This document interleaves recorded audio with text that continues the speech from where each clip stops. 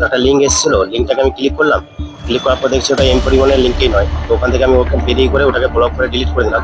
তারপর আমি দেখছি আমার অ্যাকাউন্ট থেকে, ক্রেডিট কার্ড থেকে, অ্যাকাউন্ট থেকে প্রথমে 75,629, তারপর আবার 75,529, তারপরে দুটো ধাপে এসবিআই থেকে 90,000 সামথিং অ্যাকাউন্ট আমার ডিডাক্ট হয়ে যায়। Total 2,41,000 something.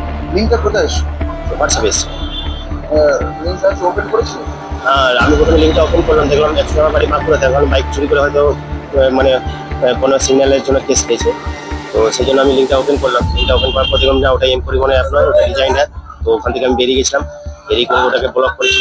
ব্লক করার পর হচ্ছে কি আমি ওটাকে ব্লক করে ওটা ডিঅ্যাক্টিভেট করেছি, কিন্তু তারপর থেকে আমার কন্টিনিউয়াসলি টাকা কাটছিল। তারপর আমি এসে করে থানাতে কমপ্লেন করলাম। এখন দেখা যাক কি হয়।